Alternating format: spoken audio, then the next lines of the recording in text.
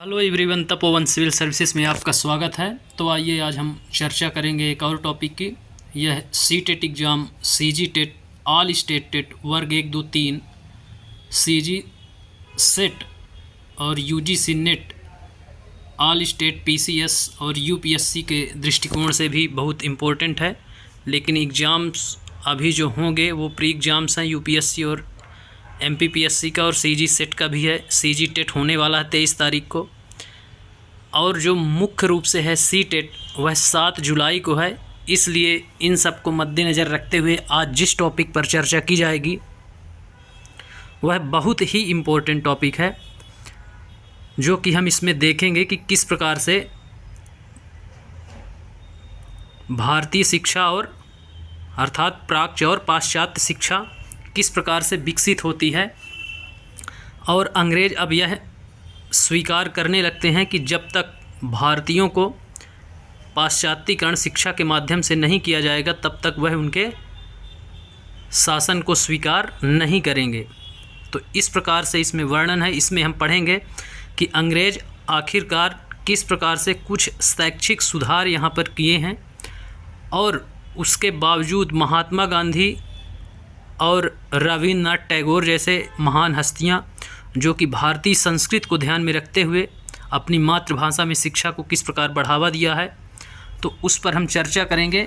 तो यदि हम विकास की बात करें, शैक्षिक विकास का यदि क्रमवार विवरण देखें तो सर्वप्रथम जो विवरण मिलता है तो 18वीं शताब्दी के मध्य से ब्रिटिश शासन को यह अनुभव हो गया कि अब हम यहाँ ज़्यादा दिन शासन नहीं कर सकते हैं। उसी के परिप्रेक्ष्य में उनका जो प्रयास हुआ तो वह 1781 में वारेन हेस्टिंग्स ने क्या किया कि कलकत्ता में एक मदरसे की स्थापना की, जिसमें अरबी एवं फारसी में शिक्षा दी जाएगी। तो इस प्रकार से अब भारतीयों का विश्वास जीतने के लिए वह शिक्षा की ओर कदम बढ़ाने लगे कि अर्थात इनको शिक्षित करके ही समझाया जा सकता है। तो इस प्रकार से ये जो प्रयास था वारेन हेस्टिंग्स साहब का, उसके बाद यदि हम देखें तो क्रमवार देखेंगे तो 1781 में वारेन हेस्टिंग्स कलकत्ता में मदरसे की स्थापना।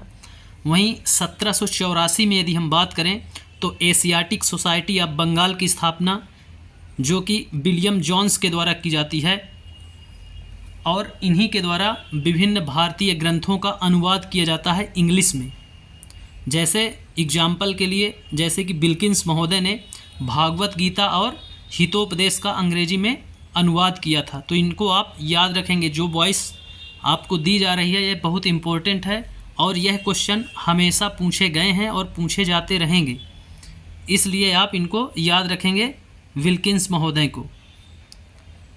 उसके बाद विलियम जॉन्स ने अभिज्ञान शाकुंतलम और गीत गोविंद का अंग्रेजी में अनुवाद किया, जबकि बिल्किंस ने भागवत गीता और हितोपदेश का। वहीं विलियम जॉन्स महोदय की बात करें तो उन्होंने अभिज्ञान शाकुंतलम कालिदास जी की रचना है और गीत गोविंद इनका अंग्रेजी में अनुवाद किया। और जो संस्कृत की पहली पुस्तक थी जिसका अनुवाद हुआ अंग्रेजी में तो वह थी मनुस्मृति। ये क्वेश्चन कई बार पूछा गया है, तो इसको आप नोट कर लेंगे कि मनुस्मृति संस्कृत की ऐसी पहली पुस्तक थी जिसका अंग्रेजी में अनुवाद बदलकर उसका नाम भी बदल दिया गया। क्या कर दिया गया? A code of Gentoo laws कर दिया गया। फिर हम बात करते हैं 84 के बाद, तो 1792 में जॉनथन अंकन नाम के शिक्षाविद थे, जिन्होंने क्या किया, बनारस में संस्कृत कॉलेज की स्थापना करी। तो ये सारी सीरीज पूछी जाती है, इसलिए आपको बताया जा रहा है। इस प्रकार से ईसाई मिशनरियां भी क्या की, शिक्षा को बढ़ावा देने लगी। कहाँ? भारत पर। उसके बाद हम देखेंगे 1700 की सीरीज, जो 1781, 1784 और 1792 यहाँ चलती है। इसके बाद 1813 के चार्टर्ड एक्ट को देखते हैं।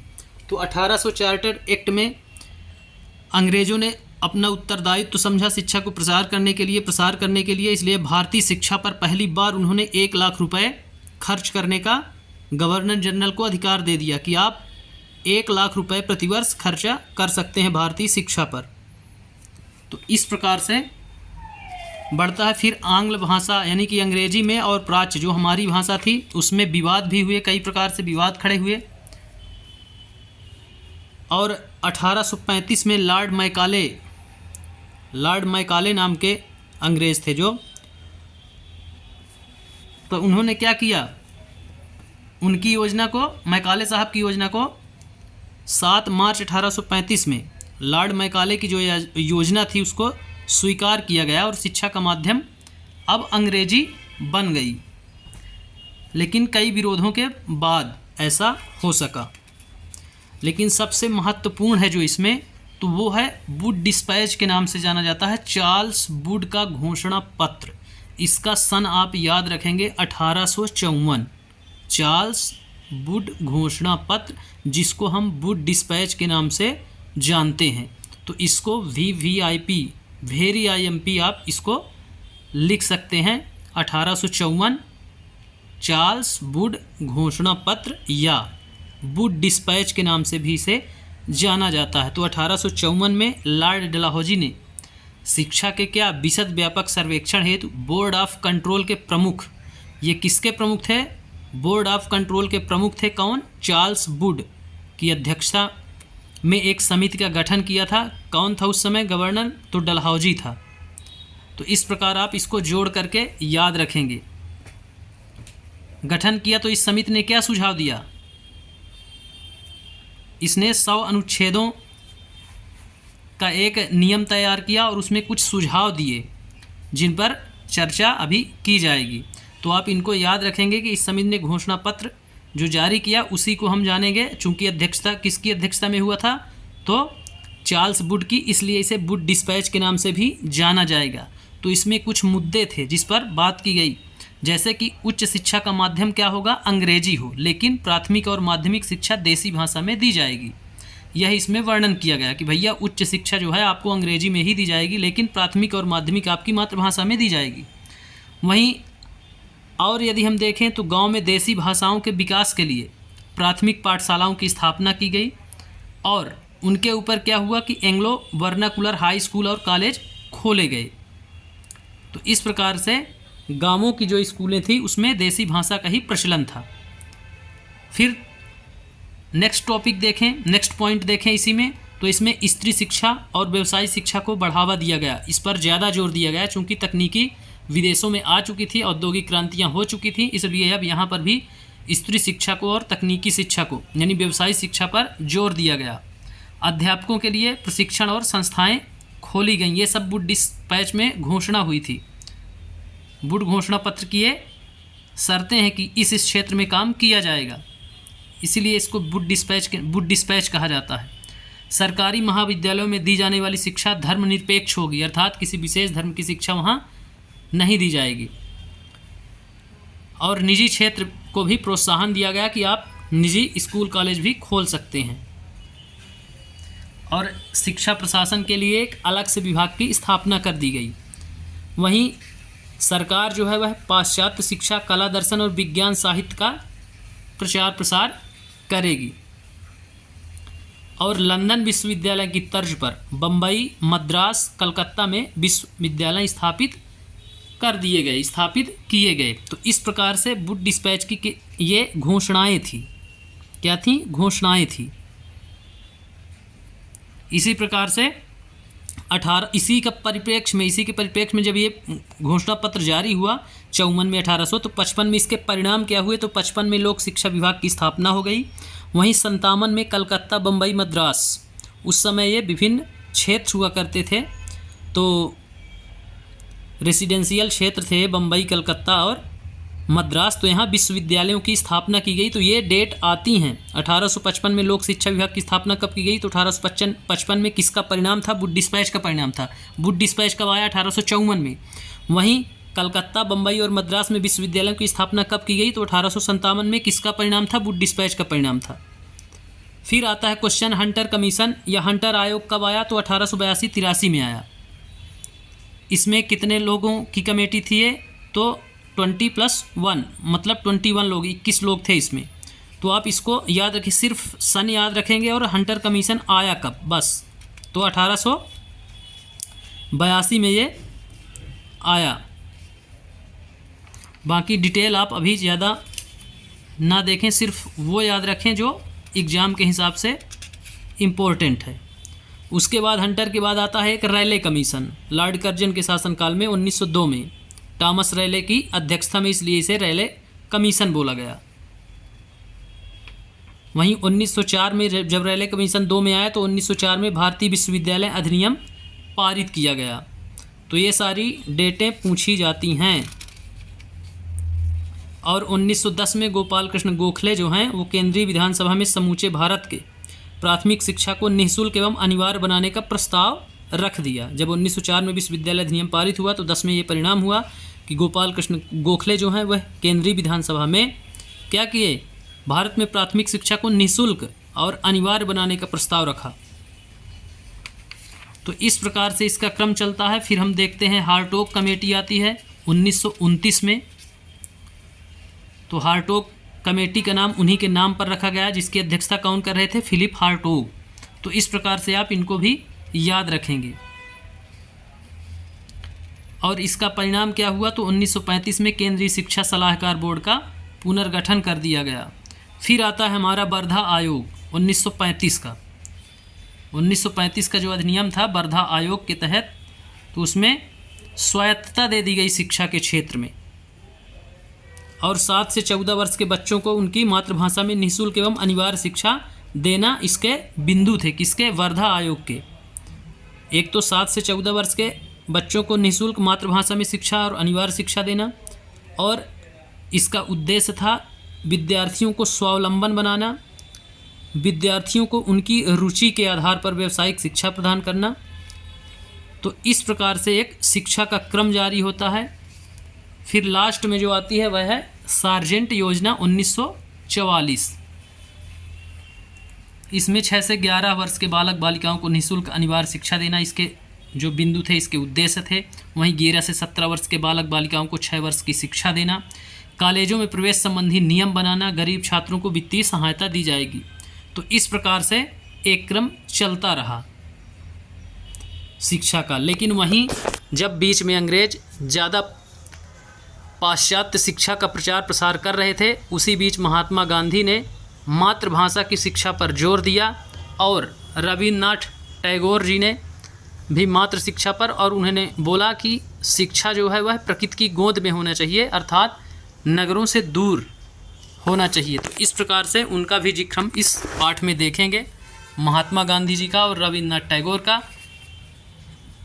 बाकी ब्रिटिशर्स ने क्या कार्य किए हैं उसका जिक्र मेरे द्वारा किया जा चुका है, उसी का अध्ययन इसमें मिलेगा, उसको हम क्रमवार समझेंगे। तो आइए हम चर्चा शुरू करते हैं। तो यह टॉपिक है देसी जनता को सभ्य बनाना, राष्ट्र को शिक्षित करना। नाम है देसी जनता को, अर्थात भारतीय जनता को देसी जनता मानते थे, जो असभ्य कहते थे उनको, और राष्ट्र को शिक्षित करना। तो अंग्रेज अब इसमें थॉट्स देते हैं कि अब हम असभ्यों को सभ्य बनाएंगे। तो अब देखते हैं आगे। तो पहले के अध्यायों में आप देख चुके हैं कि ब्रिटिश शासन के कारण यहाँ के राजाओं, नवाबों, किसानों, आदिवासियों पर किस किस तरह के प्रभाव पड़े। इस अध्याय में हम समझने का प्रयास करेंगे कि इन चीज़ों से विद्यार्थियों के जीवन पर क्या असर पड़े। अर्थात चूंकि ये शिक्षा से संबंधित है, इसलिए विद्यार्थियों के जीवन पर चर्चा की जाएगी। अभी तक राजा, नवाबों, किसानों, आदिवासियों पर किस प्रकार से अत्याचार हो रहे थे उस बारे में चर्चा की गई। अब हम विद्यार्थियों के जीवन पर उनके प्रशासन का क्या प्रभाव पड़ा उस पर चर्चा कर रहे हैं। तो विद्यार्थियों के जीवन को समझना इसलिए ज़रूरी है क्योंकि भारत में अंग्रेज केवल भू क्षेत्र पर विजय और आय पर नियंत्रण ही नहीं चाहते थे, उन्हें लगता था कि उनका एक सांस्कृतिक मिशन भी है। वे मानते थे कि उन्हें देसी समाज को सभ्य बनाना है और उनके रीति रिवाज और मूल मान्यताओं को बदलना है। तो ये लाइन भी पूछी जाती है कि अंग्रेज क्या चाहते थे, क्या मानते थे। तो देसी समाज को सभ्य बनाना और उनके रीति रिवाज व मूल मान्यताओं को बदलना। फिर नेक्स्ट पैरा में है, इसके लिए कौन से बदलाव लाए जाने थे। भारतीयों को शिक्षित, सभ्य और अंग्रेजों को की सोच के मुताबिक अच्छी प्रजा बनाने के लिए कौन से कदम उठाए जाने थे। अंग्रेजों के पास की इन सवालों में से कोई बने बनाए जवाब नहीं थे। इन सवालों पर कई दशक तक बहस चलती रही। तो इस प्रकार से अंग्रेज जब ऐसे उनके सामने क्वेश्चन होने लगे कि सभ्य और अंग्रेजों की सोच के मुताबिक कैसे इनमें परिवर्तन लाया जाए, तो उन्होंने इस पर बहस शुरू करी और इसमें कई दशक गुजर गए।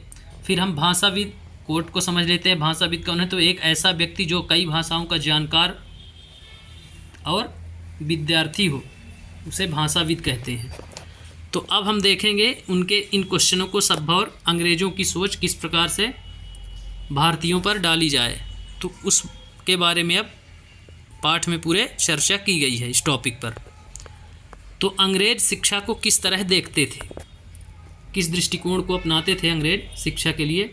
तो आइए सबसे पहले इस बात पर ध्यान दें कि शिक्षा के क्षेत्र में अंग्रेज क्या सोच रहे थे और शिक्षा के जो विचार हमें आज सहज सामान्य दिखाई देते हैं वे पिछले 200 सालों में किस तरह विकसित हुए। इस पड़ताल के दौरान हम इस बात पर भी विचार करेंगे कि कैसे 200 सालों में ये विकसित हुआ धीरे धीरे करके, इस पर भी हम चर्चा करेंगे। भारतीयों ने ब्रिटिश विचारों पर कैसे प्रतिक्रिया दी और इस बारे में अंग्रेज़ों के विचार किस तरह विकसित हुए, भारतीयों को कैसे पढ़ाया जाएगा। तो इस प्रकार से किस प्रकार से पाश्चात्य शिक्षा का भारतीयकरण कर दिया गया और भारत में आज भी दक्षिण भारत में आप जाइए ज़्यादातर मातृभाषा या फिर इंग्लिश भाषा ही बोली जाती है।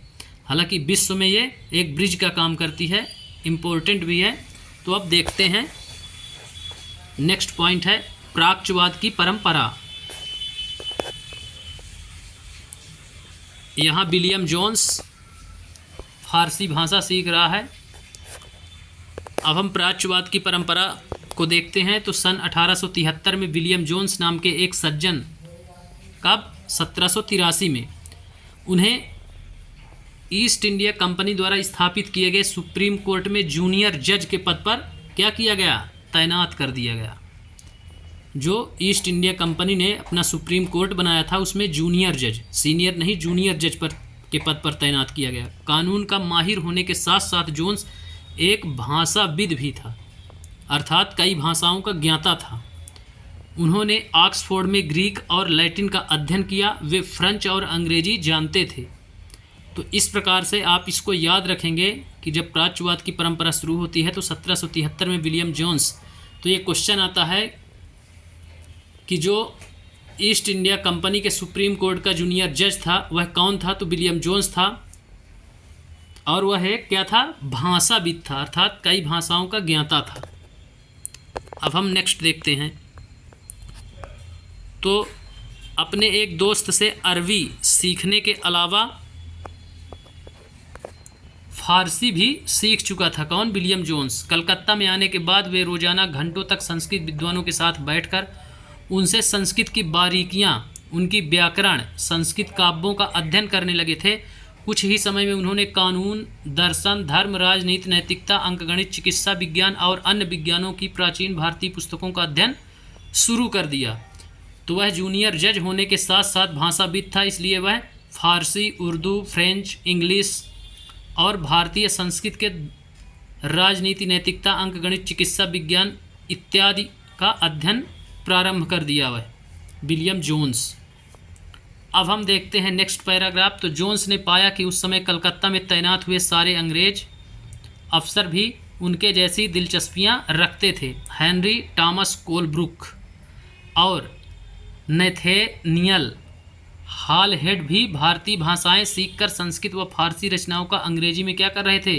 अनुवाद कर रहे थे और प्राचीन भारतीय विरासत को समझने के प्रयास में लगे हुए थे। इन लोगों के साथ मिलकर जोन्स ने एशियाटिक सोसाइटी ऑफ बंगाल का गठन किया। एशियाटिक रिसर्च नामक शोध पत्रिका का प्रकाशन किया। तो अब यहाँ से क्वेश्चन आएगा कि विलियम जोन्स ने बंगाल में किसकी स्थापना की, या एशियाटिक सोसाइटी ऑफ बंगाल की स्थापना किसके द्वारा की गई? तो विलियम जोन्स को आप याद रखेंगे। विलियम जोन्स के द्वारा एशियाटिक सोसाइटी ऑफ बंगाल का गठन किया गया। वहीं एशियाटिक रिसर्च नामक शोध पत्रिका का प्रकाशन भी वहीं से किया गया। तो यहाँ से विलियम जोन्स से ये क्वेश्चन पूछा जाता है। अब हम देखेंगे नेक्स्ट पैरा।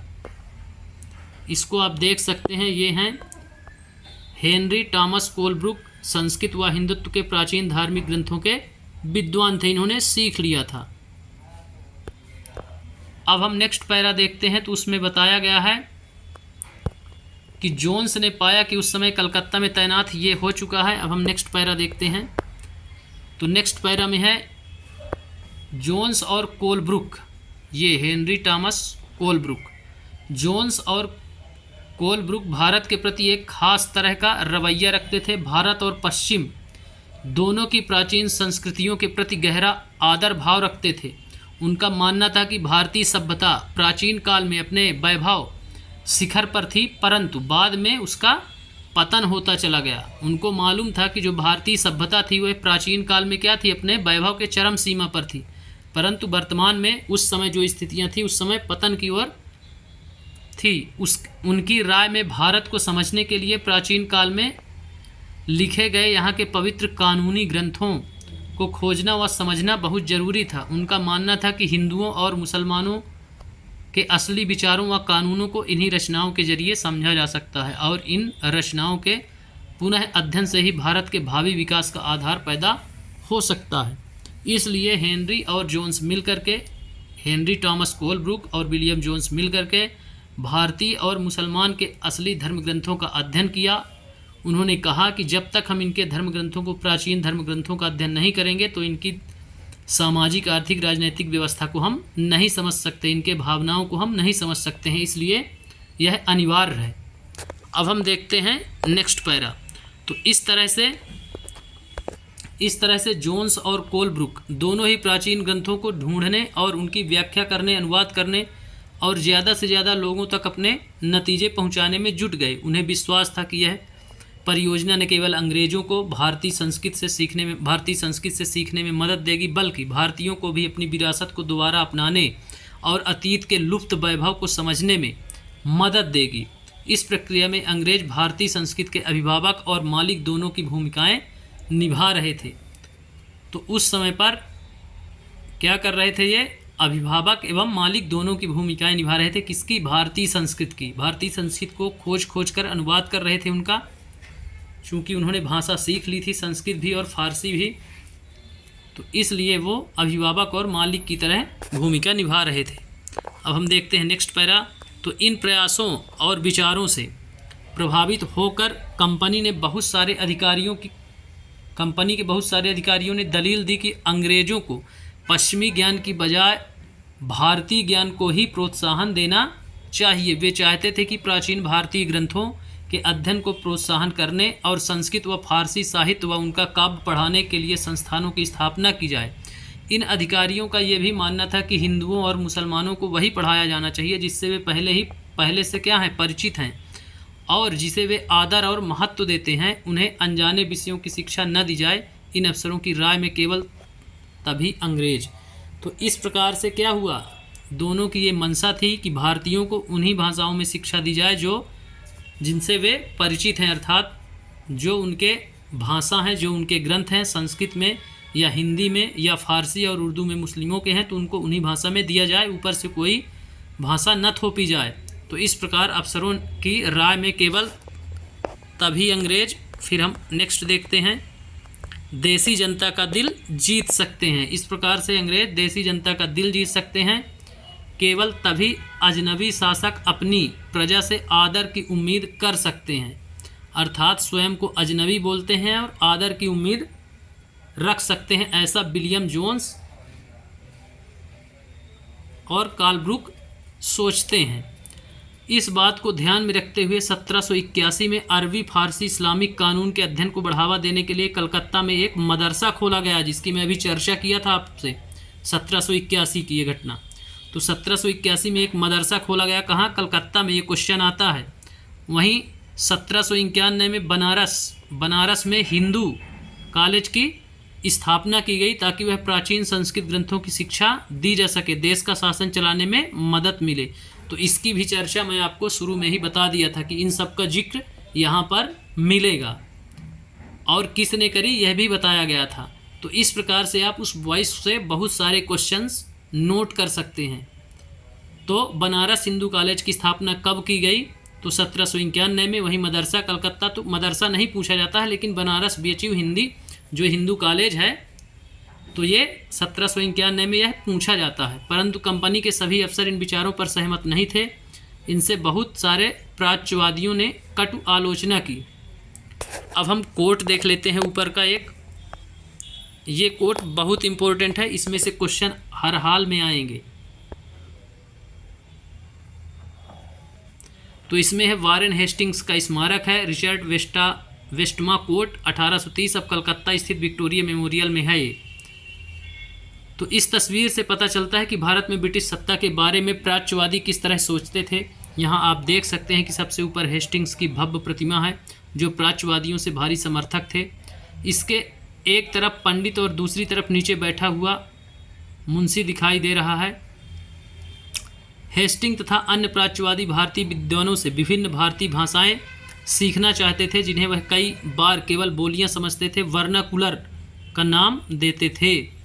तो कई बार केवल बोलियां समझते थे और वर्नाकुलर का नाम देते। तो बोलियों को किस नाम से जानते थे? वर्नाकुलर के नाम से। तो इस शब्दावली को भी आप नोट कर लेंगे। स्थानीय रीति रिवाजों और कानूनों के बारे में जानना चाहते थे और प्राचीन ग्रंथों के अनुवाद और व्याख्या में मदद चाहते थे। हेस्टिंग्स ने पहल करके कलकत्ता मदरसे की स्थापना की, जैसा कि नीचे अभी वर्णित है 1781 में। उनका विश्वास था कि यहाँ के प्राचीन रीति रिवाज, यहाँ की ज्ञान संपदा भारत में ब्रिटिश शासन के आधार होने चाहिए। इस प्रकार से वह ब्रिटिश प्रशासन को और मजबूत करना चाहता था भारतीय धर्म ग्रंथों को समझ करके। अब हम देखेंगे नेक्स्ट, तो कुछ शब्दावलियाँ हैं उन पर भी चर्चा होनी चाहिए, उनको भी देख लेते हैं। तो प्राच्यवाद जो ये शब्द बार बार आता है उसको देख लेते हैं, उसका अर्थ क्या है। तो एशिया की भाषा और संस्कृत का गहन ज्ञान रखने वाला, उसको हम प्राच्यवादी बोलते हैं।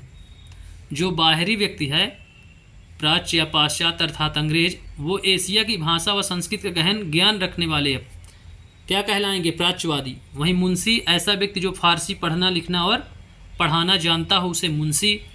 तो ये सब पूछे जाते हैं कि मुंशी कौन थे, तो जो फारसी पढ़ाना लिखना और पढ़ना जानता हो उसे हम मुंशी कहते हैं। फिर वर्नाकुलर क्या है? यह शब्द आमतौर पर मानक भाषा से अलग किसी स्थानीय भाषा या बोली के लिए, जैसा कि अभी ऊपर बताया गया था, स्थानीय बोलियों के लिए इसका प्रयोग किया जाता था, इस्तेमाल किया जाता था। भारत जैसे औपनिवेशिक देशों में अंग्रेज रोजमर्रा इस्तेमाल की स्थानीय भाषाओं और साम्राज्यवादी शासकों की भाषा अंग्रेजी के बीच फर्क को चिन्हित करके इस शब्द का इस्तेमाल करते थे। तो इस प्रकार से आप इसका अर्थ समझ गए होंगे। अब हम देखेंगे मदरसा। मदरसा क्या है? तो मदरसा सीखने के स्थान को अरबी भाषा में मदरसा कहा जाता है, अर्थात जो सीखने का स्थान हो। यह किसी भी तरह का स्कूल, कॉलेज या कोई संस्थान हो सकता है। तो इस प्रकार से आप समझ गए होंगे सभी शब्दावलियों का अर्थ। अब हम जिस टॉपिक पर आ रहे हैं, जिस बिंदु पर, वह है पूरब की जघन्य गलतियाँ। पूरब अर्थात अंग्रेज़ों द्वारा, सॉरी भारतीयों को पूर्वी, अर्थात हम लोग पूर्व में हैं, वो पश्चिमी हैं। तो पूरब की जघन्य गलतियाँ आप देखते हैं। तो 19वीं सदी की शुरुआत से ही बहुत सारे अंग्रेज अफसर शिक्षा के प्राच्यवादी दृष्टिकोण की आलोचना करने लगे थे। उनका कहना था कि पूर्वी समाजों का ज्ञान त्रुटियों से भरा हुआ है, अर्थात भारतीयों का ज्ञान क्या है? त्रुटियों से भरा हुआ है और अवैज्ञानिक है। क्या बोला? ज्ञान जो है इनका त्रुटियों से भरा है और अवैज्ञानिक है, अर्थात तार्किक नहीं है। उनके मुताबिक पूर्वी साहित्य जो है अगंभीर, सतही था। इसलिए उन्होंने दलील दी कि अंग्रेजों को अरबी और संस्कृत भाषा व साहित्य के अध्ययन को बढ़ावा देने पर इतना खर्च नहीं करना चाहिए। इसलिए उन्होंने क्या किया कि भारतीय जो ज्ञान परंपरा है, अर्थात संस्कृत भाषा और जो अरबी है, उसमें ज़्यादा इन्वेस्टमेंट, ज़्यादा खर्च नहीं करना चाहिए, ऐसे अंग्रेज़ों ने दलील दी। क्यों? क्योंकि बोले कि इनमें बहुत सारी त्रुटियां हैं और यह भाषाएं क्या हैं? अवैज्ञानिक हैं इनके सभी धर्म ग्रंथ। तो इस प्रकार से उन्होंने खर्चा करने पर कटौती करी। अब हम देखते हैं नेक्स्ट पैरा। तो प्राच्यवादियों पर हमला करने वालों में जेम्स मिल प्रमुख थे। उनका विश्वास था कि अंग्रेज़ों को देसी जनता को खुश करने और उनका दिल जीतने के लिए जनता की इच्छा के हिसाब से या उनकी भावनाओं को ध्यान में रख करते हुए शिक्षा देनी चाहिए। तो इस प्रकार से जेम्स मिल था, एक अंग्रेजी अधिकारी था। उसका विश्वास था कि जो यदि आप इस देश की जनता को खुश करना चाहते हैं, इनका दिल जीतना चाहते हैं, तो उनके हिसाब से ही, उनकी भावनाओं के हिसाब से ही आपको शिक्षा देनी पड़ेगी। उनकी राय में शिक्षा के जरिए उपयोगी और व्यवहारिक चीज़ों का ज्ञान दिया जाना चाहिए। इसलिए भारतीयों को पूर्वी समाजों के काव्य और धार्मिक साहित्य की बजाय ये पढ़ाया जाना चाहिए कि पश्चिम ने किस तरह की वैज्ञानिक और तकनीकी सफलताएं हासिल कर ली हैं। वह सजेशन देता है कि आप धार्मिक साहित्य की बजाय पूर्वी समाजों को क्या करेंगे, पश्चिम में जो भी औद्योगिक क्रांति हुई है उसके बारे में आप, तकनीकी ज्ञान के बारे में आप बताइए अलग से। तो इस प्रकार से चर्चा करता है जेम्स मिल। अब हम देखते हैं नेक्स्ट। तो ये थॉमस वेटिंगटन मैकाले उनका अध्ययन कक्ष है, आप यहाँ देख सकते हैं इनको। तो 1830 के दशक तक प्राच्यवादियों का विरोध और तीखा हो गया। थॉमस वेटिंगटन मैकाले इन आलोचनाओं में सबसे मुखर और प्रभावशाली विचारक थे। वह भारत को असभ्य देश मानते थे। कौन? Macaulay, Thomas Babington Macaulay. तो ऐसा कौन सा अंग्रेज अधिकारी था जो भारत को असभ्य मानता था? तो वह मैकाले साहब थे, जिसे सभ्यता का पाठ पढ़ाना जरूरी था। मैकाले के मुताबिक पूर्वी ज्ञान की कोई भी शाखा इंग्लैंड की प्रगति के समकक्ष नहीं थी। तो वह बताता है कि जो पूर्वी ज्ञान है, संस्कृत का और अरबी फारसी जो उस समय मुगल कालीन में चल रही थी, तो वह बोलता है कि ये जो पूर्वी ज्ञान की कोई भी शाखा आप ले लीजिए, यह इंग्लैंड की प्रगति की समकक्ष भी नहीं है, अर्थात उसके समान, उससे आगे की छोड़िए, उसके समकक्ष में भी नहीं आ रही है। मैकाले का कहना था कि एक अच्छे यूरोपीय पुस्तकालय का केवल एक खाना ही भारत और अरब के समूचे देसी साहित्य के बराबर है। तो वह उदाहरण देता है कि आप यूरोप की पुस्तकालय में यदि उसका एक खाना, एक खांचा देखेंगे जहां बुक रखी रहती हैं, तो पूरे भारत और अरब के समूचे देसी साहित्यों के बराबर है। अर्थात भारतीय धर्म ग्रंथों को और अरबी धर्म ग्रंथों को क्या बोलता है? देसी साहित्य के बराबर। यूरोप के पुस्तकालय की सिर्फ एक शाखा है, उसकी सिर्फ एक खांचा है जहाँ पर बुक रखी हुई है। उनका तर्क था कि भारत ब्रिटिश सरकार को प्राच्यवादी ज्ञान पर सरकारी पैसा बर्बाद नहीं करना चाहिए, क्योंकि इससे कोई फ़ायदा होने वाला नहीं है। इसका भी कहना था कि भारतीय शिक्षा में कोई पैसा खर्च नहीं करना चाहिए, क्योंकि इसका कोई फ़ायदा नहीं होगा। अब नेक्स्ट पैरा देखते हैं।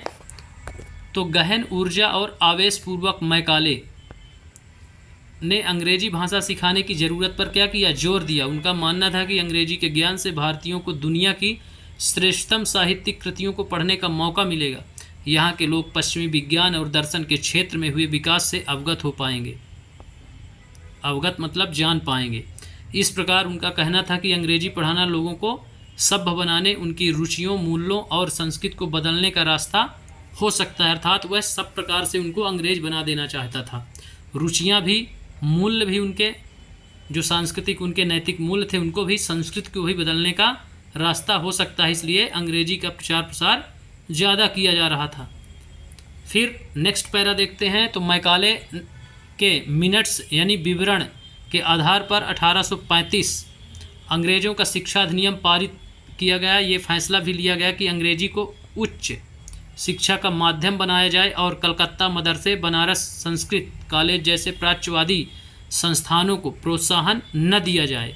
इन संस्थानों को अपने आप क्षरण का शिकार होते जा रहे अंधकार के मंदिरों की संज्ञा दी गई। अब स्कूलों के लिए भी अंग्रेजी पाठ्यपुस्तकें छपने लगीं।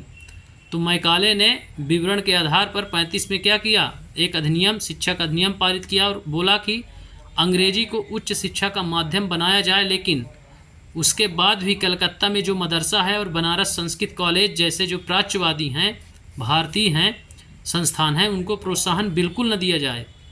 क्यों? क्योंकि अपने आप ये क्षरण का शिकार होते जा रहे अंधकार के मंदिरों की संज्ञा दी गई इनको। तो एक क्वेश्चन आता है कि मैकाले द्वारा अपने आप क्षरण का शिकार होते जा रहे अंधकार के मंदिरों की संज्ञा किसको दी गई?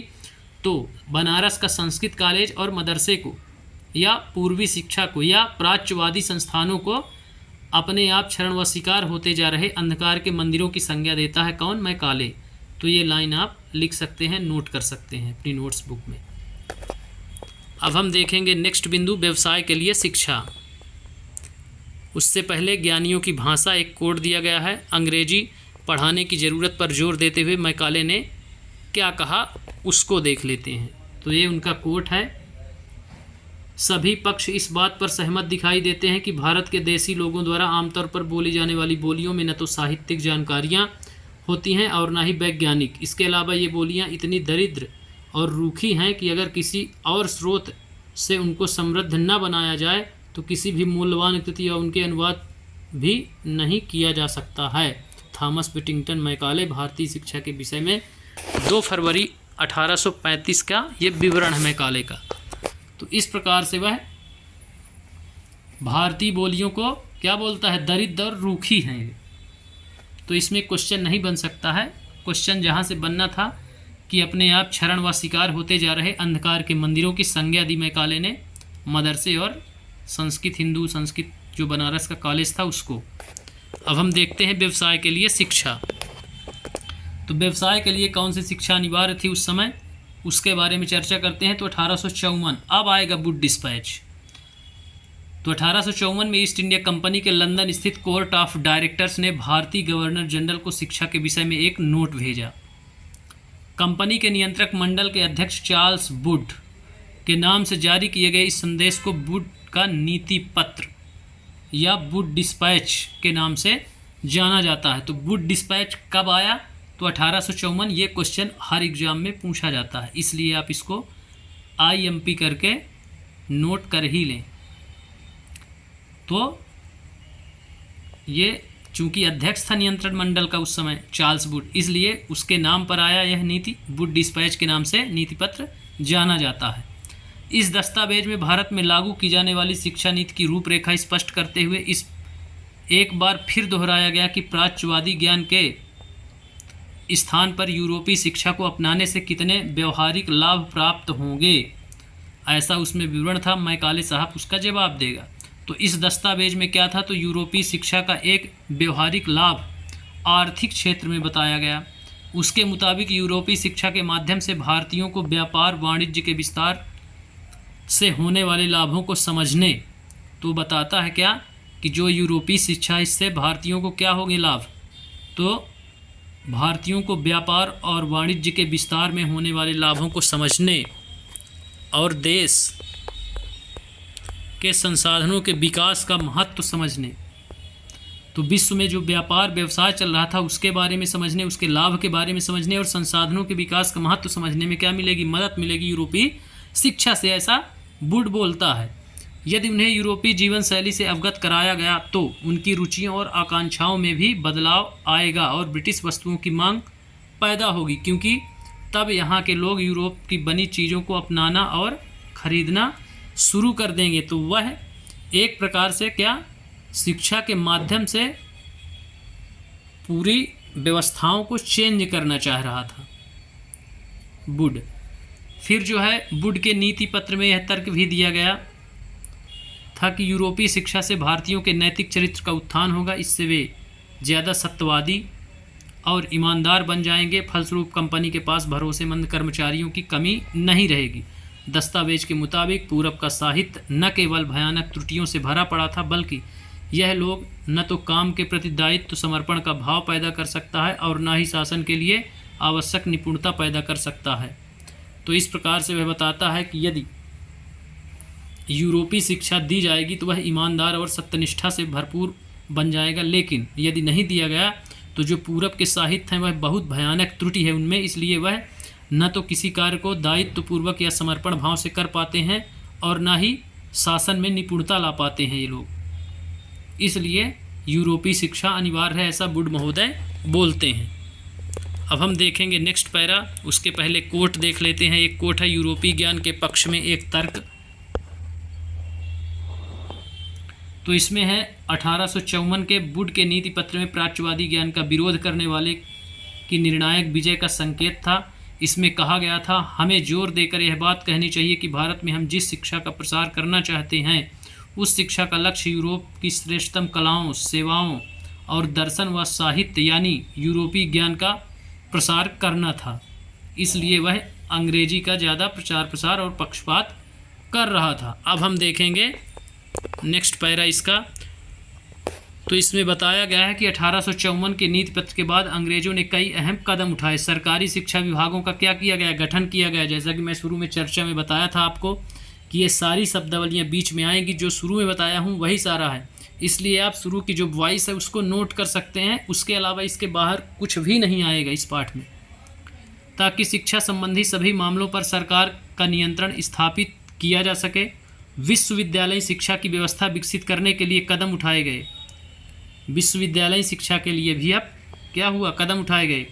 वहीं 1857 में जब मेरठ और दिल्ली में सिपाही विद्रोह कर रहे थे, उसी समय कलकत्ता, मद्रास, बम्बई में विश्वविद्यालयों की स्थापना की जा रही थी। तो यह मैं पहले ही बता चुका हूँ आपको, पाठ शुरू होने से पहले ही इस पर चर्चा हुई है कि जो ये रेजिडेंसी थी तीनों, कलकत्ता, मद्रास, बम्बई, इस पर विश्वविद्यालयों की स्थापना 57 पर की गई। तो इसको आप नोट कर सकते हैं। फिर है स्कूली शिक्षा प्रणाली में परिवर्तन के प्रयास भी किए गए। एक गतिविधि दी गई है बच्चों के लिए है। कल्पना कीजिए 1850 के दशक में जी रहे, आपने बुड नीतिपत्र या बुड डिस्पैच के बारे में सुना है। इसके बारे में अपनी प्रतिक्रियाएं लिखिए। तो ये पीएससी यूपीएससी मेंस के बारे में है। अब हम देखते हैं नेक्स्ट, तो शैक्षिक नीति की मांग। तो 19वीं सदी में भारत में सक्रिय ईसाई प्रचारकों ने व्यवहारिक शिक्षा के पक्ष में दिए जा रहे तर्कों को घोर क्या किया, विरोध किया। प्रचारकों का मानना था कि शिक्षा का उद्देश्य लोगों के नैतिक चरित्र में सुधार लाना होता है और नैतिक उत्थान केवल ईसाई शिक्षा के जरिए ही संभव है।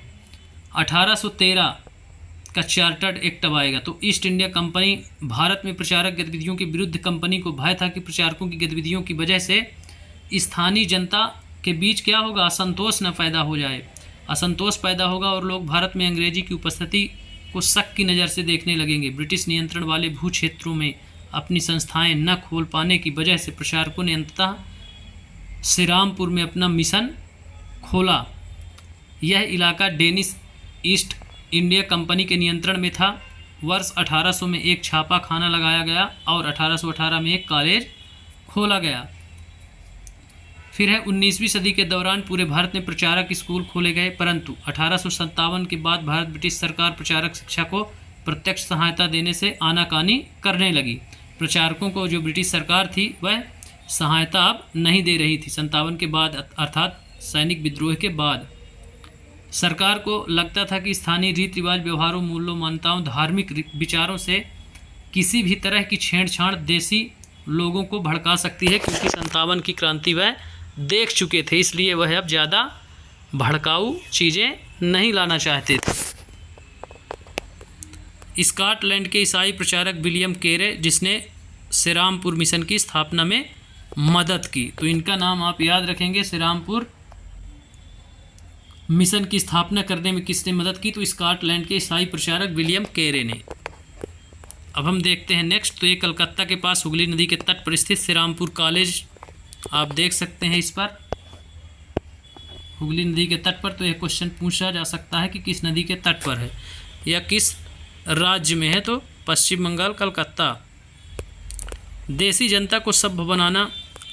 फिर है हम अगला बिंदु ये जो चर्चा करेंगे वह है स्थानीय पाठशालाओं का क्या हुआ, अर्थात जो भारत में गुरुकुल परंपरा से स्थानीय पाठशालाएं चल रही थी नगरों से दूर, उनका क्या हुआ, उस बारे में अब चर्चा शुरू होगी। तो अभी जो ब्रिटिशर्स द्वारा किए जा रहे थे उपाय, उनके बारे में चर्चा हुई है। अब भारतीयों की जो पाठशालाएं थी, आश्रम व्यवस्था थी, उसका क्या हुआ, उस बारे में अब चर्चा होगी। तो यहाँ रविन्द्रनाथ टैगोर, महात्मा गांधी जैसे महान हस्तियों पर चर्चा की जाएगी। तो क्या आपको कुछ अंदाज़ा है कि अंग्रेज़ों से पहले यहाँ बच्चों को किस तरह से पढ़ाया जाता था? क्या आपने कभी सोचा है कि उस समय बच्चे स्कूल जाते थे या नहीं, और अगर स्कूल जाते थे तो ब्रिटिश शासन के तहत उनका क्या हुआ? अब हम देखते हैं नेक्स्ट, ये आप एक देख सकते हैं भारतीय परंपरा का सुंदर नमूना प्रस्तुत है। तो एक ग्रामीण पाठशाला है, यह फ्रांसवा साल्विन नामक डच पेंटर द्वारा बनाया गया चित्र है। फ्रांसवा 18वीं सदी के आखिर में भारत आए थे। अपने चित्रों में उन्होंने लोगों के दैनिक जीवन को दर्शाने का प्रयास किया। अब हम देखेंगे विलियम एडम की रिपोर्ट। विलियम एडम की रिपोर्ट, तो 1830 के दशक में स्कॉटलैंड से आए ईसाई प्रचारक विलियम एडम ने बंगाल और बिहार के जिलों का दौरा किया। कंपनी ने उन्हें देसी स्कूलों में शिक्षा की प्रगति पर रिपोर्ट तैयार करने का जिम्मा सौंपा था। किस पर? देसी स्कूलों में जो शिक्षा चल रही थी उसकी प्रगति पर रिपोर्ट तैयार करना था। इसलिए वो बिहार और बंगाल के जिलों का क्या किया, दौरा किया, चूँकि उसको रिपोर्ट तैयार करनी थी शिक्षा की प्रगति की। एडम ने जो रिपोर्ट तैयार की वह दिलचस्प थी।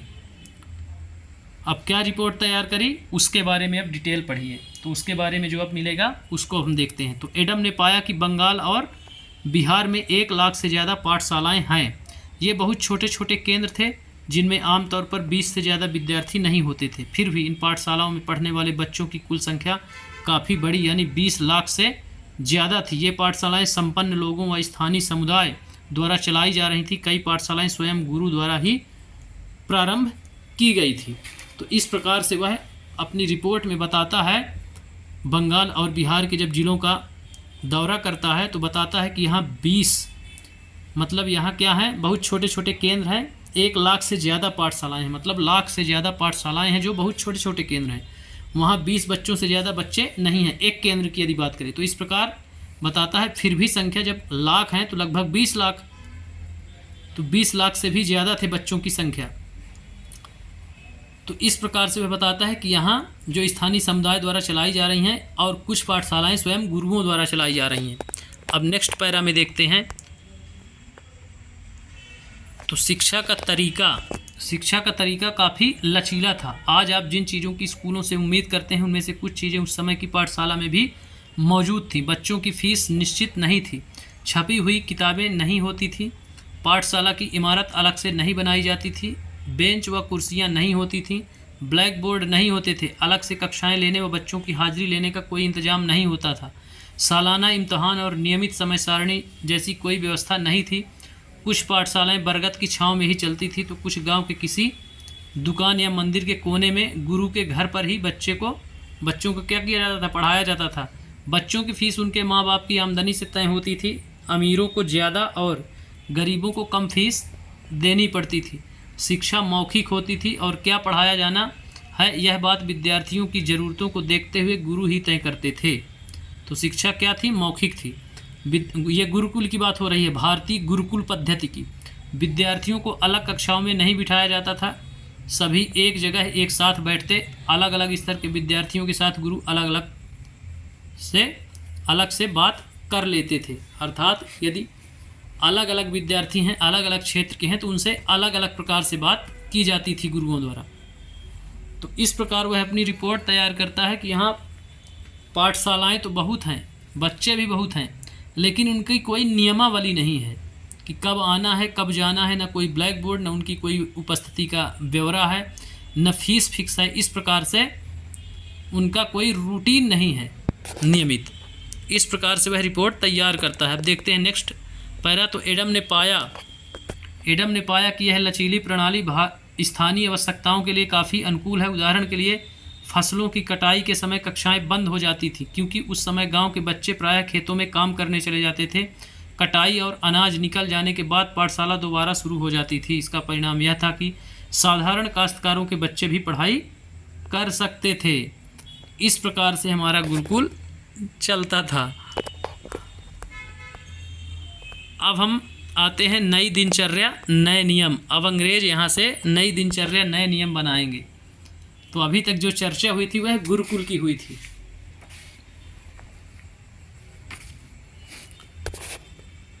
तो 19वीं सदी के मध्य तक कंपनी का ध्यान मुख्य रूप से उच्च शिक्षा पर था। 19वीं सदी के मध्य तक कंपनी का ध्यान क्या था, उच्च शिक्षा पर। लेकिन जब वो पाठशालाओं में जाकर के घूमते हैं तो फिर इधर भी अब ध्यान देंगे। इसलिए कंपनी ने स्थानीय पाठशालाओं के कामकाज में ज़्यादा दखलंदाजी नहीं किया। 1854 के बाद कंपनी ने देसी शिक्षा व्यवस्था में सुधार लाने का फैसला लिया। कंपनी का मानना था कि इनके लिए मौजूदा व्यवस्था के भीतर ही बदलाव किए जा सकते हैं। 1854 अर्थात वुड डिस्पैच के बाद की ये कहानी है, जब वे पाठशालाओं को भी सुधारने का निर्णय लेते हैं। कंपनी एक नई दिनचर्या, नए नियम और नियमित निरीक्षणों के जरिए पाठशालाओं और व्यवस्थित करना चाहती थी। तो वह पाठशालाओं को भी व्यवस्थित करना चाहती थी नए नियम और नियमित परीक्षणों के जरिए। इसके लिए क्या किया जा सकता था, कंपनी ने यह कदम उठाए। सबसे पहले कंपनी को बहुत सारे पंडितों को सरकारी नौकरी पर रख लिया। क्या किया कंपनी ने, जो वहाँ पढ़ाते थे गुरु, उनको क्या किया, सरकारी नौकरी पर रख लिया। किसने, कंपनी ने। इनमें से प्रत्येक पंडित को 4-5 स्कूलों की देखरेख का जिम्मा भी सौंप दिया था। पंडितों का काम पाठशालाओं का दौरा करना, वहाँ अध्यापन की स्थितियों में सुधार लाना।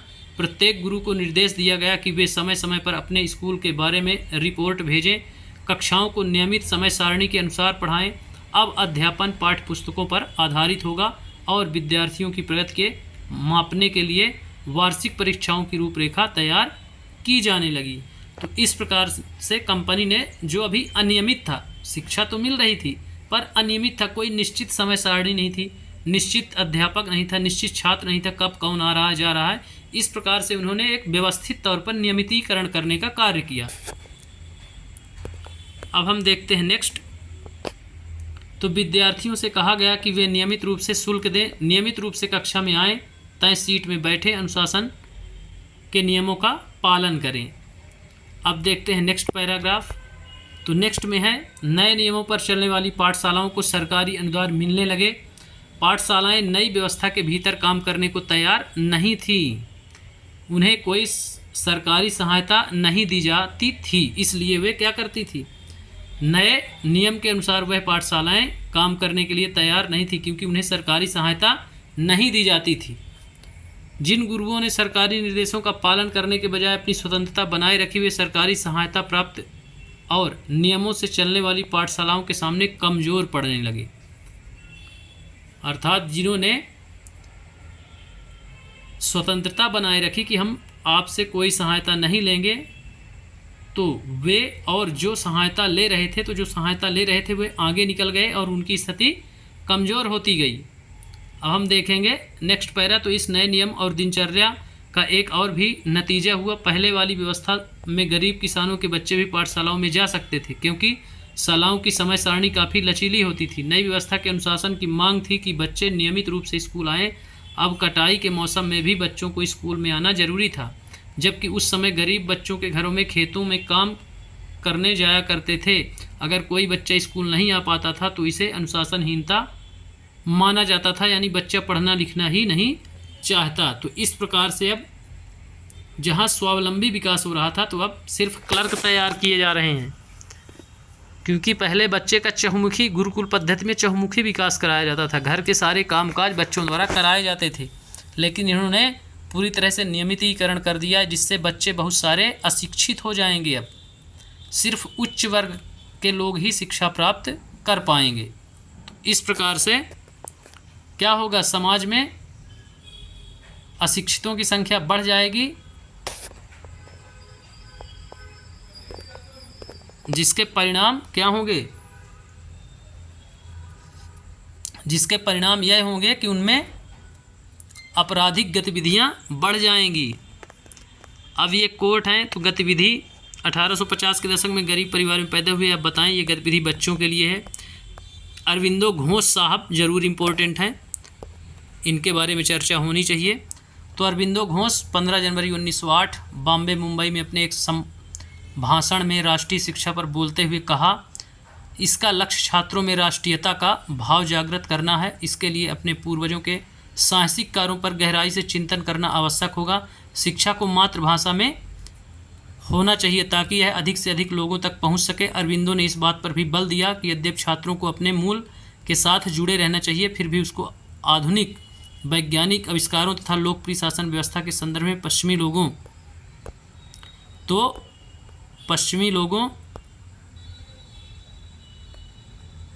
आधुनिक वैज्ञानिक आविष्कारों तथा लोकप्रिय शासन व्यवस्था के संदर्भ में पश्चिमी देशों के अनुभव का भी भरपूर लाभ उठाना चाहिए। इसके अतिरिक्त छात्रों को कोई हस्तकला भी सीखनी चाहिए ताकि वे स्कूल छोड़ने पर यथासंभव रोजगार पा सकें।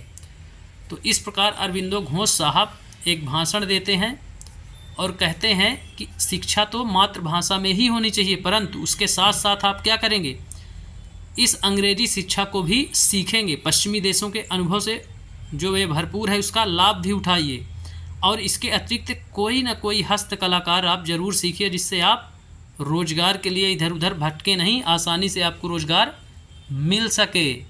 इसलिए उन्होंने ऐसी सलाह दी। तो आप अरविंदो घोष को याद रखेंगे। अब आती है राष्ट्रीय शिक्षा की कार्यसूची, अर्थात उसकी कार्यसूची कैसी थी उस पर चर्चा करते हैं। तो केवल अंग्रेज अफसर ही भारत में शिक्षा के बारे में नहीं सोच रहे थे। 19वीं सदी की शुरुआत से ही भारत के विभिन्न भागों में बहुत सारे विचारक शिक्षा व्यापक प्रसार की ज़रूरत पर जोर देने लगे। यूरोप में आ रहे बदलावों से प्रभावित कुछ भारतीयों का मानना था कि पश्चिमी शिक्षा भारत का आधुनिकीकरण कर सकती है। जैसा कि अरबिंदो घोष जी ने कहा कि आप शिक्षा मातृभाषा में ज़रूर पढ़िए, लेकिन पश्चिमी देशों का जो ये अनुभव है तकनीकी, इसको भी आप साथ में ले करके चलिए। तो वही इस पैराग्राफ में भी बताता है कि पश्चिमी शिक्षा भारत को आधुनिकीकरण कर सकती है। उन्होंने अंग्रेजी से आह्वान किया कि वे नए, उन्होंने क्या किया, अंग्रेजों से आह्वान किया, अर्थात उनको बोला, उनका स्वागत किया कि स्कूल, कॉलेज और विश्वविद्यालय खोलें तथा शिक्षा पर ज़्यादा पैसा खर्च करें। इस दिशा में हुए कुछ प्रयासों के बारे में आप अध्याय 8 में, यानी कि अगले अध्याय में इस पर चर्चा की जाएगी। परंतु बहुत सारे भारतीय पश्चिमी शिक्षा के विरुद्ध भी थे। महात्मा गांधी और रविन्द्रनाथ टैगोर इसी तरह के लोग में थे। अब देखते हैं, ये विरुद्ध में थे महात्मा गांधी और रविन्द्रनाथ टैगोर जी। अब देखते हैं, इन पर चर्चा होगी, विस्तृत चर्चा होगी। तो आइए देखें उनका क्या कहना था, किनका, महात्मा गांधी और रविन्द्रनाथ टैगोर। तो इनसे अब क्वेश्चन आएंगे। जो शुरू में कहानी बताई गई है आपको, वहाँ से क्वेश्चन आएंगे। उसका पूरा डिटेल आपने देख लिया पाठ में। अब आएंगे मुख्य रूप से महात्मा गांधी और रविन्द्रनाथ टैगोर। तो अंग्रेजी शिक्षा हमें गुलाम बना दिया है। किसने? अंग्रेजी शिक्षा ने। महात्मा गांधी का कहना था कि औपनिवेशिक शिक्षा ने भारतीयों के मस्तिष्क में हीनता का बोध पैदा कर दिया है। इसके प्रभाव में आकर यहाँ के लोग पश्चिमी सभ्यता को श्रेष्ठतम मानने लगे हैं और अपनी संस्कृति के प्रति गौरव भाव नष्ट हो गया है। महात्मा गांधी ने कहा कि इस शिक्षा में विष भरा है। किस शिक्षा में? अंग्रेजी शिक्षा में, औपनिवेशिक शिक्षा जिसे कहा गया। यह पापपूर्ण है, इसमें भारतीयों को दास बना दिया है, इसने लोगों पर प्रभाव डाला है। उनके मुताबिक पश्चिम से अभिभूत, पश्चिम से आने वाली हर चीज़ की प्रशंसा करने वाले इन संस्थानों में पढ़ने वाले भारतीय ब्रिटिश शासन को पसंद करने लगे थे। महात्मा गांधी एक ऐसी शिक्षा के पक्षधर में थे जो भारतीयों के भीतर प्रतिष्ठा, स्वाभिमान का भाव पुनर्जीवित कर सके। राष्ट्रीय आंदोलन के दौरान उन्होंने विद्यार्थियों से क्या किया? आह्वान किया विद्यार्थियों से कि वे शिक्षा संस्थानों को छोड़ दें, अंग्रेज़ों को बताएं कि अब वे गुलाम बने रहने के लिए तैयार नहीं हैं। तो इस प्रकार से महात्मा गांधी ने संदेश दिया कि जिस प्रकार से पाश्चात्यीकरण शिक्षा के माध्यम से किया जा रहा है, धर्म परिवर्तन भी किया जा रहा है और क्लर्क तैयार किए जा रहे हैं, हमारी प्राचीन जो संस्कृति थी, हमारी जो कला है, उसको विलुप्त किया जा रहा है। तो वे आह्वान करते हैं कि आप इन संस्थाओं में शिक्षा ना लें, इनका परित्याग कर दें। तो अब नेक्स्ट पैरा में देखते हैं और क्या चर्चा होती है। तो महात्मा गांधी की दृढ़ मान्यता थी कि शिक्षा केवल भारतीय भाषाओं में दी जानी चाहिए। उनके मुताबिक अंग्रेजी में दी जा रही शिक्षा भारतीयों को अपाहिज बना देती है। क्या करती है? अपाहिज बना देती है। उसने उन्हें अपने सामाजिक परिवेश से काट दिया और उन्हें अपनी ही भूमि पर अजनबी बना दिया। उनकी राय में विदेशी भाषा बोलने वाले स्थानीय संस्कृति से क्या करते हैं? घृणा करने वाली अंग्रेजी शिक्षित भारतीय अपनी जनता से जुड़ने के तौर तरीके भूल चुके थे। तो जो अंग्रेजी सीख गए थे वे क्या करने लगे थे? हिंदी को घृणा की भाव से देखने लगे थे। जो विदेशी भाषा बोलने लगे थे बच्चे, वो स्थानीय संस्कृति को घृणा की भाव से देखने लगे और शिक्षित भारतीय जो अपनी जनता से जुड़ने के तौर तरीके थे उनको क्या कर दिए थे? भूल चुके थे। कौन? जो अंग्रेजी में शिक्षित हुए थे। इसीलिए लिखता है कि शिक्षित भारतीय जनता।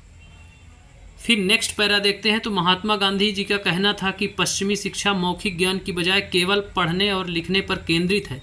उसमें पाठ्य पुस्तकों पर जोर दिया जाता है लेकिन जीवन अनुभव और व्यवहारिक ज्ञान की उपेक्षा की जाती है।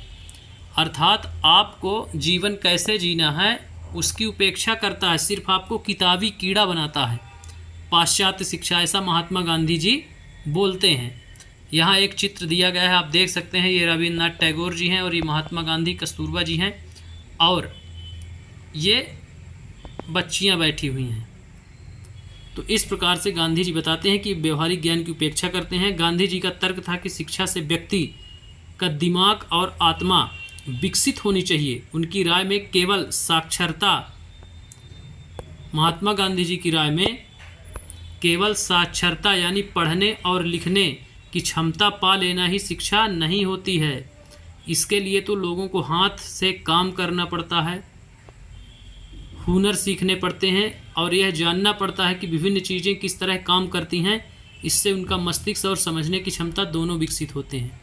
तो महात्मा गांधी जी जो थे वे करके सीखने पर महत्व देते थे और बोलते थे कि ये जो आपकी पढ़ाई है तो ये सिर्फ पढ़ना लिखना ही साक्षर आपको नहीं बना सकती, जीवन के अनुभव लीजिए जो आपको काम आएंगे, तो वह भारतीय शिक्षा ही दे सकती है। इस प्रकार महात्मा गांधी जी का कहना था। यहाँ आप देख सकते हैं साक्षरता ही शिक्षा नहीं है। महात्मा गांधी जी ने एक कोट दिया है, उसको देख लेते हैं। शिक्षा से मेरा मतलब इस बात से है कि बालक और मनुष्य देह, मस्तिष्क और भावना के श्रेष्ठ तत्वों को सामने लाया जाए। तो शिक्षा का जो मतलब था महात्मा गांधी जी का, तो उनका मतलब था कि मनुष्य के देह, मस्तिष्क और भावना के श्रेष्ठ तत्वों को सामने लाया जाए। साक्षरता ना तो शिक्षा का अंत है और ना ही उसकी शुरुआत है। यह तो केवल एक साधन है जिसके जरिए पुरुषों और महिलाओं को शिक्षा दी जा सकती है। साक्षरता अपने आप में शिक्षा नहीं होती है। लिहाजा मैं बच्चों को शिक्षित करते हुए सबसे पहले उन्हें कोई उपयोगी हस्त कौशल सिखाऊंगा और उन्हें शुरू से ही कुछ रचने पैदा करने के लिए तैयार करूंगा। मेरा मानना है कि दिमाग और आत्मा का सर्वोच्च विकास इस तरह की शिक्षा में ही संभव है। प्रत्येक हस्त कौशल आज की तरह प्रत्येक यांत्रिक ढंग से ही नहीं बल्कि वैज्ञानिक ढंग से पढ़ाया जाना चाहिए। यानी बच्चे को प्रत्येक प्रक्रिया के क्यों और किस लिए का पता होना चाहिए। अर्थात अंग्रेज जो क्लर्क तैयार कर रहे थे नौकरी के लिए, तो महात्मा गांधी जी का कहना था कि आप ऐसी शिक्षा मत ग्रहण करिए कि आप दूसरों के यहाँ जाके नौकरी करिए। आप स्वयं का रोजगार करिए, स्वावलंबी बनिए। इसलिए वो हस्तकौशल पर एक हस्तकौशल पढ़ाई के साथ साथ जरूर सीखने के लिए प्रेरित करते हैं इस कोट के माध्यम से। अब हम देखते हैं नेक्स्ट पैरा। तो जैसे जैसे राष्ट्रीय भावना का क्या हुआ, प्रसार हुआ, कई दूसरे विचारक भी एक ऐसी राष्ट्रीय शिक्षा प्रणाली के बारे में सोचने लगे जो अंग्रेजों द्वारा स्थापित की गई व्यवस्था को आमूल तौर से क्या हो, भिन्न हो। अंग्रेजों की जो शिक्षा थी अंग्रेजी की, उससे भिन्न हो। कई और विचारक हो गए महात्मा गांधी के अलावा। उनमें से हम देखेंगे टैगोर साहब को। तो टैगोर का शांति निकेतन, ये क्वेश्चन आता है, इसकी स्थापना कब हुई। तो यह 1901 से यह संस्था शुरू हुई। तो आप देख सकते हैं शांति निकेतन में एक कक्षा चल रही है। 1930 का ये दशक है, इसमें बताया गया है। नीचे आप देखेंगे इसको, आसपास का माहौल देखिए, चारों तरफ पेड़ और खुली जगह है। इसलिए उन्होंने कहा था टैगोर साहब ने कि शिक्षा जो है वह प्रकृति की गोंद में अर्थात खुले वातावरण में ही होनी चाहिए, जिस पर अभी भी शिक्षा आयोग जो हमारे देश का है वह अभी इस पर चर्चा कर रहा है और सोच भी रहा है। आप में बहुत सारे दोस्तों ने शांति निकेतन के बारे में सुना होगा। क्या आप जानते हैं इसकी स्थापना किसने और क्यों की थी? रविन्द्रनाथ टैगोर ने यह संस्था 1901 में शुरू की थी। ये दोनों क्वेश्चन आते हैं कि शांति निकेतन की स्थापना किसके द्वारा की गई।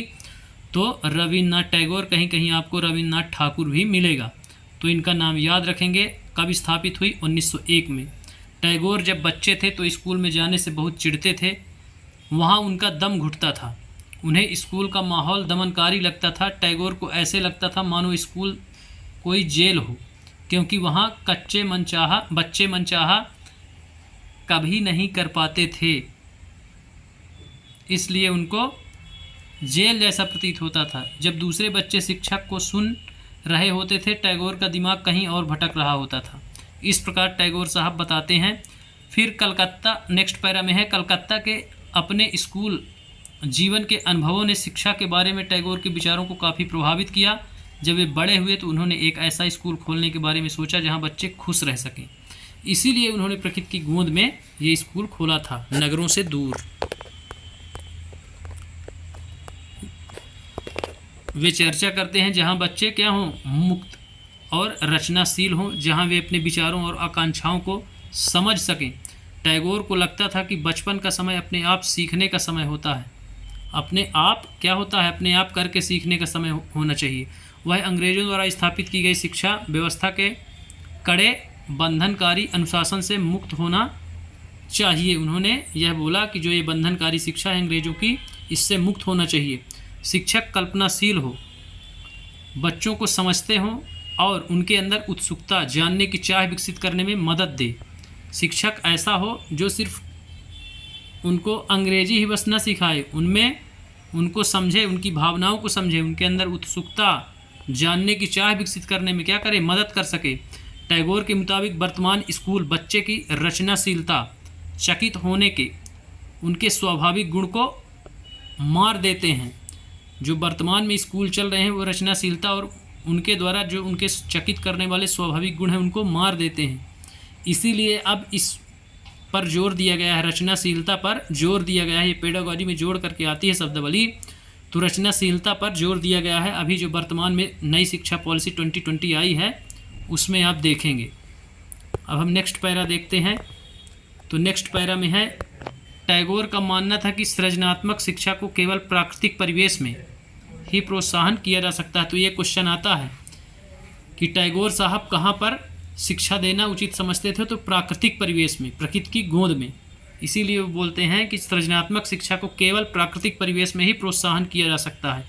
इसलिए उन्होंने कलकत्ता से 100 किलोमीटर दूर एक ग्रामीण परिवेश में अपना स्कूल खोलने का फैसला किया था। नगर से 100 किलोमीटर दूर, सोचिए। उन्हें यह जगह निर्मल शांति से भरी शांति निकेतन दिखाई दी, जहाँ प्रकृति के साथ जीते हुए बच्चे अपनी स्वाभाविक सृजनात्मक मेघा और विकसित कर सकते थे। अपनी सृजनात्मकता और मेघा यानी अपने कौशल को वे अधिक विकसित कर सकते थे इस जगह पर, क्योंकि यह अत्यधिक शांत जगह थी। इसीलिए इसका नाम भी उन्होंने शांति निकेतन रखा। अब नेक्स्ट पैरा देखते हैं।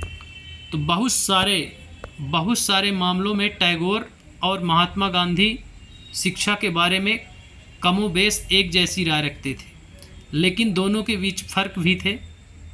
गांधी जी पश्चिमी सभ्यता और मशीनों और प्रौद्योगिकी की उपासना के कट्टर आलोचक थे। जो पश्चिमी सभ्यता थी और मशीनरी प्रौद्योगिकी थी उसके बिल्कुल कट्टर आलोचक थे, नहीं पसंद करते थे, बिल्कुल भी नहीं। वहीं टैगोर आधुनिक पश्चिमी सभ्यता और भारतीय परंपरा के श्रेष्ठ तत्वों का सम्मिश्रण चाहते थे। जो टैगोर साहब थे उनका कहना था कि जो पश्चिमी सभ्यता है और भारतीय संस्कृति की श्रेष्ठ तत्व हैं, उन दोनों को मिला दिया जाए तो हम और अच्छा बेहतर कर सकते हैं। तो ये पक्षधर में थे और वो विरोध में थे एकदम। उन्होंने शांति निकेतन में कला, संगीत, नृत्य के साथ साथ विज्ञान, प्रौद्योगिकी की शिक्षा पर भी जोर दिया। तो जो भारतीय शिक्षा थी, कला, संस्कृत और नृत्य, संगीत और नृत्य, उसके साथ साथ उन्होंने विज्ञान और प्रौद्योगिकी पर भी बल दिया। किसने? रविन्द्रनाथ टैगोर साहब ने। तो ये अंतर भी पूछता है क्वेश्चन में कि क्या महात्मा गांधी पक्षधर में थे पाश्चात्य शिक्षा के? तो बिल्कुल भी नहीं, लेकिन टैगोर साहब थे। अब हम देखते हैं नेक्स्ट पैरा। तो इस प्रकार बहुत सारे लोग इस बारे में सोचने लगे कि एक राष्ट्रीय शिक्षा प्रणाली की रूपरेखा क्या होनी चाहिए। कुछ लोग अंग्रेज़ों द्वारा स्थापित की गई व्यवस्था में परिवर्तन चाहते थे। उनका मानना था कि इसी व्यवस्था को इस तरह फैलाया जाए कि उसमें ज़्यादा से ज़्यादा लोगों को पढ़ने के मौके मिलें। इसके विपरीत बहुत सारे लोग ऐसे भी थे जो एक वैकल्पिक व्यवस्था चाहते थे ताकि लोगों को सच्चे अर्थों में राष्ट्रीय संस्कृति की शिक्षा दी जा सके। कौन तय करे कि सच्चे अर्थों में राष्ट्रीय शिक्षा क्या होता है? इस राष्ट्रीय शिक्षा की बहस स्वतंत्रता के बाद भी जारी रही। तो इस प्रकार से अब दो गुट थे, दोनों के अलग अलग। कुछ लोग चाहते थे कि जो अंग्रेज़ों द्वारा स्थापित की गई व्यवस्था है उसमें कुछ परिवर्तन ला दिया जाए, लेकिन कुछ लोग यह मानते थे कि उसी को और ज़्यादा फैलाया जाए, बढ़ाया जाए, जिससे लोगों तक शिक्षा पहुंच सके। फिर यहाँ एक डायग्राम दिया गया है। कोयम्बटूर के एक प्रचारक स्कूल में खेल रहे बच्चे 20वीं सदी का आरंभ 19वीं सदी के मध्य तक ईसाई प्रचारक और भारतीय सुधारवादी संगठन लड़कियों के लिए स्कूल खोलने लगे थे। तो ये कोयम्बटूर में एक दिखाया गया है, इसमें बच्चियां खेल रही हैं, अर्थात महिला शिक्षा को बढ़ावा दिया जा रहा है। तो इस प्रकार से यह टॉपिक यहीं पे समाप्त होता है। तो उम्मीद है कि इसमें से क्वेश्चन जो भी आएंगे तो आपसे बिल्कुल बन जाएंगे एक नज़र में ही। इसलिए आप इसको एक बार ज़रूर देखें, सुने। और जो वॉइस में बोला गया है वो सार था इसका, निचोड़ था इसका, इसलिए आप उसको ज़रूर नोट कर लेंगे तो आपको यहाँ अंदर की चीज़ें समझने में सहूलियत होगी। इस प्रकार से हमने देखा कि किस प्रकार आवश्यकता थी उस समय, पाश्चात्य शिक्षा किस प्रकार से भारत में आई और किस प्रकार से कुछ सुधार हुए। इसके बाद महात्मा गांधी जी द्वारा जो शिक्षा में सुधार किए गए, टैगोर साहब द्वारा जो शिक्षा में सुधार किए गए, दोनों पर चर्चा की गई। तो उम्मीद है कि ये लेक्चर आपके लिए हेल्पफुल होगा। इसी के साथ धन्यवाद। कल फिर होगी मुलाकात।